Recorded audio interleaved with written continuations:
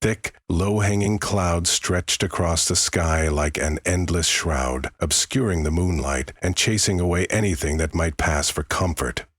We had come in search of a quiet winter retreat, or at least that was how it all began. The four of us, myself, a longtime friend named Devon, his girlfriend Penny, and my roommate Grace, had heard rumors of a secluded lodge perched deep within the mountains. People spoke of the place in hushed, uncertain tones, claiming it was alive in ways no cabin should be. Tales abounded of missing visitors, of inexplicable illusions, swirling in dark corridors, of walls that literally breathed and warped according to the anxieties of anyone within. Part of me was intrigued by such a macabre legend, though I assured myself it was no more than local folklore, designed to discourage wanderers from trespassing on private property. We hiked throughout the day as the sun wedged itself between towering peaks, sending out watery rays that barely lit the narrow trails. When we finally arrived at the clearing, the lodge seemed an innocuous enough structure. A squat, two-story building constructed of weather-beaten timber, with shutters that hung askew from rusted metal hinges. The yard was a patch of icy ground coated in fallen pine needles, and not a single track marred the expanse. No footprints, no tire marks, nothing that would suggest anyone else had been here in some time. Yet the mere presence of the lodge induced a pronounced, spine-crawling unease that unsettled all of us. "Why do I feel like we're being watched?" Penny asked, folding her arms to keep warm while casting a weary glance toward a corner window. Thin puffs of her breath formed wispy shapes in the mountain air. I understood her apprehension. The stillness was unnatural, a hush that devoured even the sound of the wind. No animal calls, no crackling of branches, no lazy whistle of a distant breeze. It was as if nature itself refused to intrude upon this particular patch of earth. "Probably just tired nerves," I offered, forcing a smile. "Let's get inside. If this lodge isn't locked, we're best off securing it before dark sets in fully." We approached the solid front door of heavy oak, expecting to find it barred shut, but the latch lifted as though carefully maintained. Devon exchanged uneasy glances with us. Without another word, he pushed the door inward, and a swirl of cold air rushed out, carrying the musty scent of abandoned rooms and damp stone. The foyer beyond was lit only by the last tendrils of daylight, revealing a wide, old-fashioned main hall with a broad staircase to the right and a corridor to the left. A single, lonely chandelier, its crystals clouded with dust and cobwebs, swayed slightly in the gloom. If ever there was a place for midnight shrieks and wandering apparitions, I thought, this was it. Angel statues carved out of dark wood decorated the corners near the baseboards, each with faces contorted in sadness or pain, and the floral wallpaper, long unmaintained, had peeled in strips to reveal a mottled gray. Everything about this lodge clung stubbornly to a sense of disquiet and neglect, and yet there was a presence about it, as though the walls themselves waited for something. Grace brushed her dark hair aside. "Could we light that fireplace?" she asked, pointing to a large hearth near a tattered sofa. "Maybe we can at least keep warm in here tonight." Devon nodded and proceeded to gather bits of splintered wood from a nearby pile. It was old, but still dry enough to catch a spark.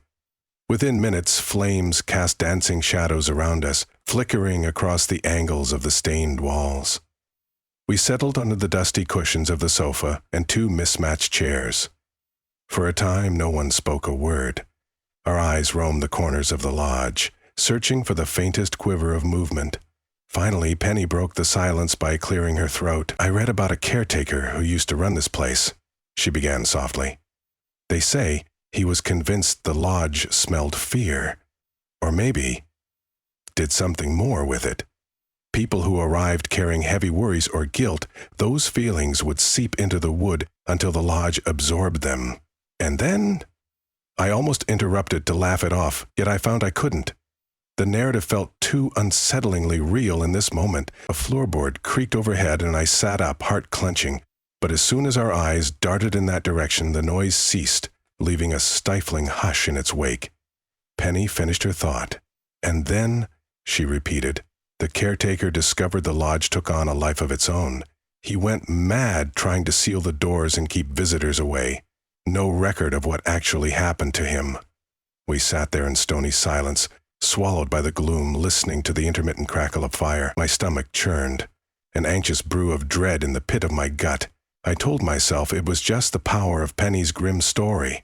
I told myself that the feeling would ease once we had food and rest. But after a simple meal of instant noodles, our rest descended fitfully. We spread blankets near the fire, too spooked to venture off alone to any of the side rooms or upstairs.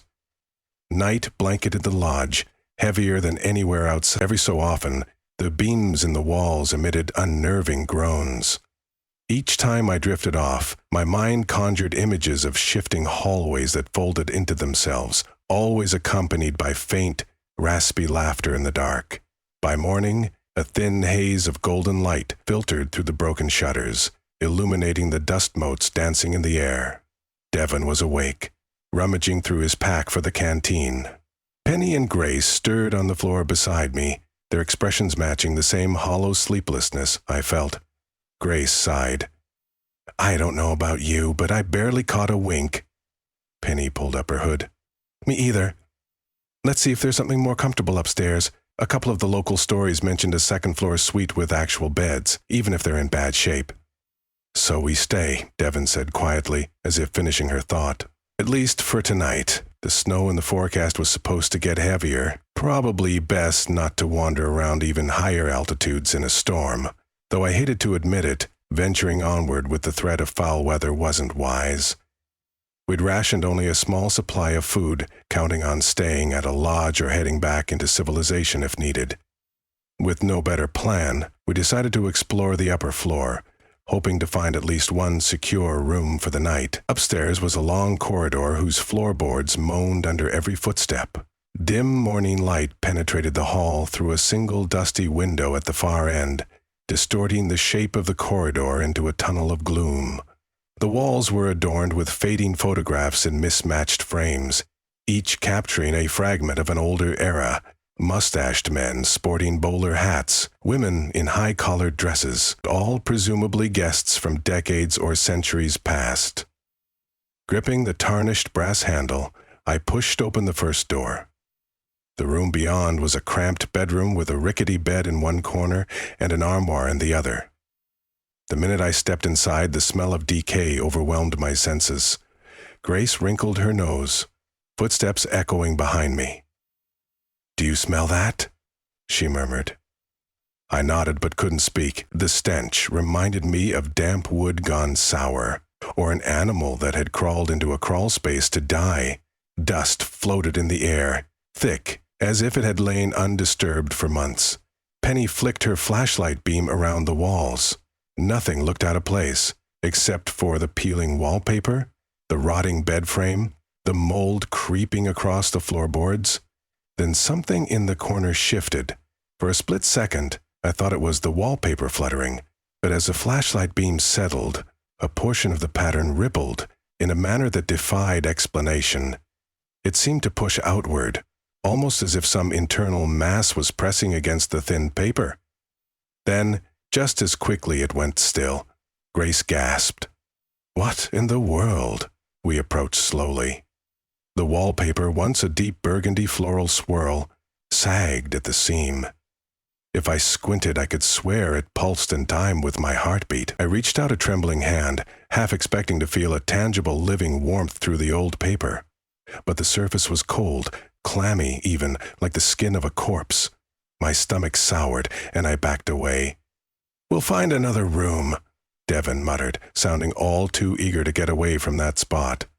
"We can't stay in here." The next door we tried led into a slightly larger chamber, with two sagging beds pushed against opposite walls. A single window had weathered a crack in the glass. The gloom persisted, but the smell, at least, was manageable. We agreed to use this space, if only because it felt somewhat less oppressive. As we began dropping our packs and setting up, though, I had the distinct impression the walls were watching. I told myself it was nonsense, that exhaustion was simply taking its toll. Yet as we navigated the day, I noticed oddities that pushed beyond the realm of rational explanation. Footsteps in halls with no one there. Doors that we'd left open suddenly closed, and worse yet, locked. Whispers that ran along the grain of the wall, barely audible, as though the structure carried them from one hidden corridor to another. My nerves frayed with each unknown noise, each unexpected flicker of light and shadow, and every time the four of us huddled together, forging some plan or calmly telling ourselves that the stories were just legends, the building would groan, or a figure would appear in my peripheral vision, disappearing the moment I turned to confirm it. We discovered the caretaker's office that afternoon. It was hidden behind a cramped hallway off the kitchen, which itself resembled a crypt more than a place for preparing meals. Rusted utensils lay strewn across counters, and a foul smell wafted up from rancid pipes. Beyond it, behind a half-closed door, was a small study, lined with shelves of ledgers, diaries, and receipts spanning decades of the lodge's operations. Penny sifted eagerly through the documents while Devon and I stood guard. Grace lingered at the door, shining her flashlight into the corridor. The caretaker's notes told of a once lively lodge that drew visitors from distant towns, especially in winter. But as we read further, the text grew frantic. Pages were laced with scribbled marginalia and ominous references. "The nightmares intensify. The house feasts on the dread," one note read. Another said, "Walls drawing breath. They watch me sleep. They know me. I lock every door, but still it stirs." Finally, we came across an entry penned in obvious desperation. "Tried to seal it away, but the walls simply absorb every attempt. The more we fear, the greater its power grows. Must trap that fear. Must keep the lodge from letting the nightmares stray outside." The final lines trailed off to a dark blot, as if the caretaker had been pulled away mid-sentence. As if on cue, an unholy groan emerged from somewhere beyond the hallway. Without speaking, we shut the caretaker's ledger, hearts pounding. This sense of being watched was all-consuming. We retreated to the main hall of the lodge to regroup, scattering dust across the floor in our hurried steps. Devon's jaw was clenched, voice trembling when he finally spoke. "We need to leave, now. Who knows what this place is capable of, if what we've read is true?" And he took a deep breath. "The weather's not going to make this easy, but we can at least try to head back down the mountain." She looked to me, eyes shining with fearful hope. "Right?" I glanced through the windows. Snow was falling heavily now, a swirling, blinding flurry. Even if we started walking, we'd risk losing our way. The mountains were unforgiving in winter, and a misstep could mean a fatal slip off a cliff or getting lost in the thick forests. But the alternative, remaining in this lodge, felt equally perilous. "We'll pack," I said, swallowing the lump of dread in my throat. "We have a few hours of daylight. We can try to get some distance before nightfall. If it gets too dangerous, we'll set up a campsite. Anything has to be better than this place." To our dismay, the front door refused to open. The latch seemed fused to the frame, as though welded by some invisible force. No matter how Devon and I tugged, it wouldn't budge. Grace joined in, throwing her weight against it, all in vain. We turned our attention to a side entrance Penny had spotted earlier. That door didn't open either. The windows were sealed by heavy shutters that seemed to have locked themselves into place, handle rods unwilling to lift. Even the cracked window upstairs, once loosely rattling, now refused to move, as if forcibly nailed shut from the outside. A clammy coldness sunk into my bones. The caretaker's final attempts to seal the lodge away from the world had become twisted. The building was shutting us in, not out. The caretaker's warnings about feeding on fear rang in my thoughts. We were the unwitting meal, and the lodge had no intention of letting us go. Devon's panic grew. He hammered his fists against the door, shouting curses. Penny hugged herself in a chair by the hearth, trembling, while Grace searched the shelves for any hidden keys or tools that might break the locks. We took to the corridor, scouring every drawer, every chest. Nothing proved useful. And the more we searched, the more we discovered unsettling clues to the lodge's living nature. Floorboards quivering underfoot, the sense of being followed by intangible shapes, faint moaning that whispered through the rafters. Evening fell, earlier than we expected in the mountains. Shadows drenched the lodge in deeper gloom. The air felt thick, oppressive, as if the structure was inhaling our fear and exhaling pure malice. We gathered in the main hall, the only area with enough space to put our backs to one another. Our flashlights flickered, battery power draining faster than normal. Their feeble beams cut across the swirling darkness. Outside, the wind howled, rattling the walls. "Do you see that?" Grace hissed, pointing to one of the carved wooden angels near the baseboard. Its eyes, once vacant lumps of wood, glowed faintly red. I blinked in disbelief, not wanting to accept what I was witnessing, but the dull crimson glimmer pulsed like an ember in a dying fire. Penny whimpered. Devon raised his flashlight, but just as the beam slid over the angel's face, the glow vanished, leaving behind no sign except an afterimage burned into our retinas. We retreated in fear, pressing close as the wind outside spiked. The entire lodge seemed to sway, beams groaning. The air was so saturated with malevolence I struggled to breathe. Then came the laughter. Low echoing, reverberating off the floorboard. It sounded like a faraway cackle, harsh and breathy, like a person choking on their own mocking illusions. We spun in circles, flashlights darting to corners, to the ceiling. All we found were shifting shapes of darkness, intangible forms that disappeared the moment we tried to hold them in the light. A crash came from above. It sounded as if an entire wall had collapsed. Grace shrieked, nearly dropping her flashlight. Penny's eyes were wide, tears brimming as she whispered, "We have to make it stop. Maybe if we stop being afraid—" She trailed off, swallowing.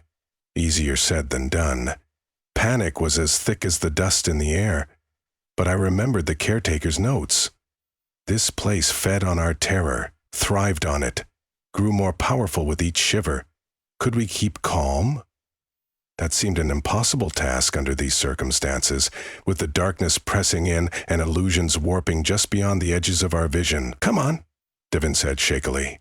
"We'll go upstairs. Maybe from a second-story window we can find a way onto the roof. Then we can climb down." It was a flimsy plan, but it was something. We had to do something rather than cowering in the main hall. If we allowed ourselves to be pinned down, every flicker of fear would tighten the lodge's hold. So we ascended the staircase, flashlights dancing over spindles coated in dust and cobwebs. Step by step, the building trembled beneath us as if trying to throw us off. The banisters' carved patterns shifted under my grip, bloating to unnatural shapes.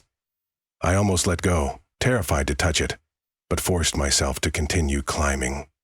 On the second floor, we turned toward a small storage room we had briefly scouted earlier. Penny believed one of its windows might open onto a porch roof. Our footsteps echoing a funeral march, we reached the door, tried the handle, and found it locked. Devon, in his desperation, slammed his shoulder against the wood. With an ear-splitting crack, the old lock gave way and the door burst open, but the room beyond was no longer the simple store closet we'd glimpsed earlier. Its dimensions defied logic. The walls were angled and uneven, the far corner vanishing into an unnaturally dark recess. A stench of decaying leaves and stagnant water permeated the air. The tiny window we'd hoped to use was high above us, near the peaked ceiling, now impossible to reach, and as we stepped inside, the door slammed shut behind us, the entire wall contorting, forming a slight curve inward, as if the building itself were swallowing us. "Stay calm," Penny pleaded, voice thin as a thread. "No fear, we can do this. We just need—" She cut off with a gasp. Along the left wall, the wallpaper bulged outward, forming what appeared to be a human silhouette. The shape pressed against the barrier, stretching it as though the wallpaper were translucent skin. I could see the outline of a face, mouth open in a silent scream. My heart pounded furiously, and cold sweat poured down my back. The caretaker spurred a wild thought in my head. Perhaps he was merged into the wall somewhere, trapped in a living nightmare. Devon's courage snapped. He yelled, pressed himself against the opposite side of the room, and hammered at the boards. The silhouette seemed to writhe. A hideous, wet rip sounded as the wallpaper tore open and a gush of rancid air poured out. Darkness, almost liquid in quality, spilled through that ragged opening. Penny screamed. Grace turned to me, eyes full of horror, as if to say, "This is it." I clenched my jaw, fighting a swell of panic that threatened to drown me. The caretaker's words, must trap that fear, must keep the lodge from letting the nightmares stray outside. Could we seal it somehow, banish the illusions by refusing them the sustenance of our terror? I forced myself to remember a moment of calm, a childhood memory, a bright summer day in the countryside where breezes felt gentle and safe. I shut my eyes and inhaled deep, long enough to find a thread of steadiness in my chest. Slowly, I exhaled. In that moment, something in the room seemed to waver. The shape in the wall stalled its writhing, like a film reel stuttering. Then, claiming that thread of logic, I opened my eyes and looked to my friends. "Picture something that makes you feel safe," I managed to say, voice cracking. "Anything. Don't let it feed on our fear. The caretaker's note said it can only get stronger if we let it." Penny squeezed her eyes shut, tears running down her cheeks, but I saw her lips move in silent prayer or mantra. Devon, though still trembling, pressed his forehead against the boards and drew in shaky breaths, forcing himself to calm. Grace did the same, hugging herself and whispering something about her grandmother's home-cooked meals and the warmth of a kitchen in simpler times. Bit by bit, the pressure in my temples began to dissipate. The silhouette shrank back from the tear.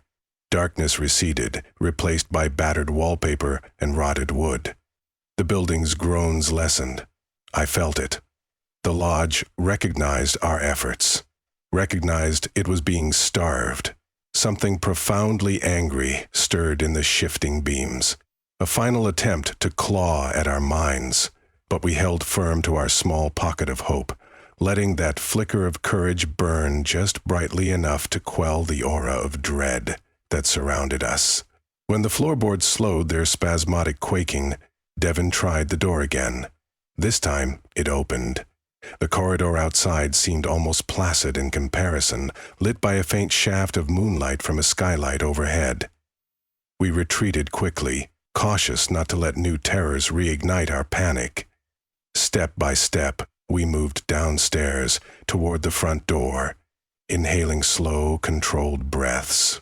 My heart pounded, but I repeated to myself that it was only a house, a powerless building if denied its feast. We reached the foyer. The door that had refused all attempts yielded under a gentle turn of the knob. The cold night air rushed in, biting against my cheeks. Snow still fell outside, but the swirling storm had lulled to a calmer hush. We wasted no time, hustling out onto the porch and away from the cursed walls. It wasn't until we reached the edge of the clearing that I dared to look back. The lodge stood silent under the moonlight, half buried in pristine snow, windows reflecting the night like dead eyes. The place exuded a timeless haunting, an embodiment of hungry shadows waiting for the next visitors to make the mistake of crossing its threshold. For a moment, I felt an echo of that same living malevolence tug at the corners of my fears, beckoning me to return. Yet I banished the thought before it took root. We pressed on through the fresh snow, forging a path down the mountainside. No one spoke at first, though eventually Penny choked back tears of relief. Devon gripped my shoulder, muttering a raw thanks for calling on our collective hope. Grace quietly joined hands with Penny, the two of them trudging side by side. We were cold, hungry, and exhausted, but our hearts were alive with the possibility of escape. At dawn, we found an old ranger station. The caretaker there, a different sort of caretaker, offered us blankets and steaming mugs of coffee. He listened quizzically as we recounted fragments of our night, watchers in the walls, the illusions twisting reality. The ranger shook his head, uncertain. "People around these parts have always whispered about that lodge. Few believe it. Fewer dare to approach. If it's truly done what you say, then you're lucky to be out. Yes, I thought we were lucky. Though at times, in the back of my mind, I wonder if we truly escaped, or if some part of us remains behind, absorbed into that labyrinth of living nightmares. I recall the caretaker's final words scrawled in desperation, about sealing the lodge, about containing its malignant hunger. Perhaps the caretakers succeeded only in part, creating a trap that stops the horrors from spreading, but dooms any travelers foolish or desperate enough to enter.